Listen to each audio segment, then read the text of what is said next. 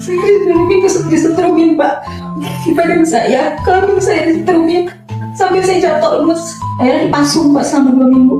Saya sampai di rantai kaki saya, pakai rantai gajah saya yang besar itu.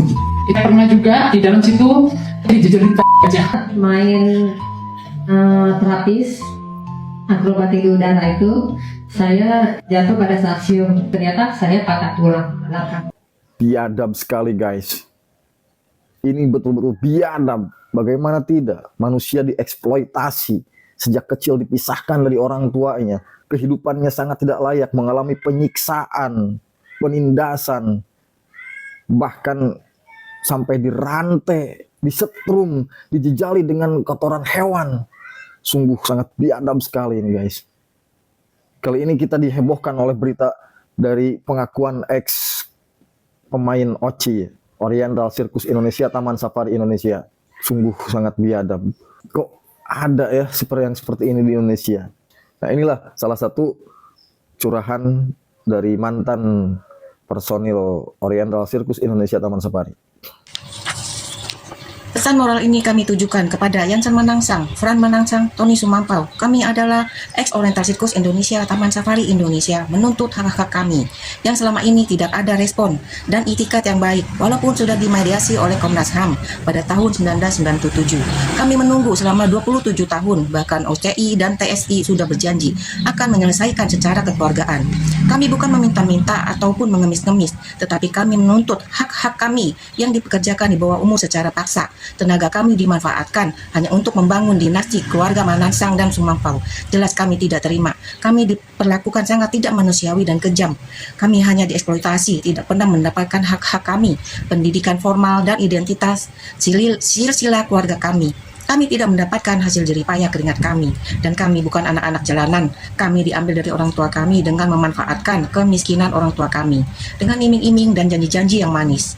Namun kami hanya dijadikan pemain sirkus keliling, yang hidupnya berpindah-pindah dari satu daerah ke daerah lain, hingga kami harus terpisah dari keluarga kami.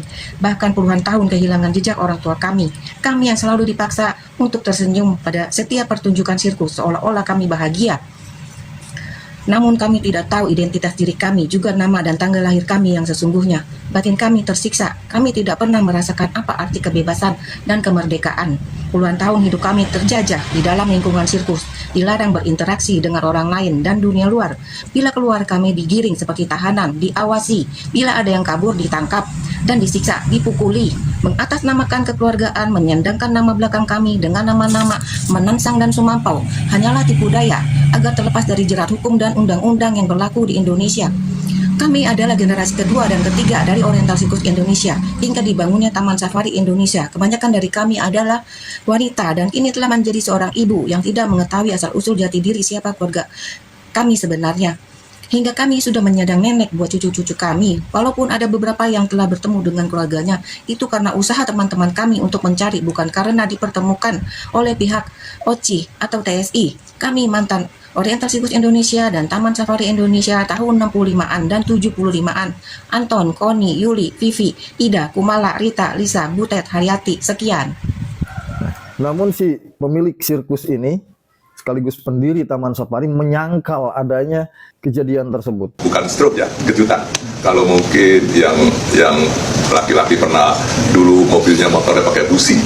Kalau kita nggak bisa hidup di starter itu di Vispa, pasti kita buka, terus coba ada apinya nggak nih, cekrek keluar api gitu ya, terus tusuk lagi, terus jalan. Itu berkaitan dengan apa tadi yang disebut penyiksaan itu ya, itu kan hanya membuat sensasi supaya yang dengar wah serius gitu ya. Kalau benar-benar apakah benar seperti itu ya, itu juga kan sangat tidak masuk di akal gitu ya perbuatan itu. Terus yang berikutnya tadi. Dan yang paling mengherankan, ternyata Komnas HAM telah mengetahui kasus ini sejak tahun 1997.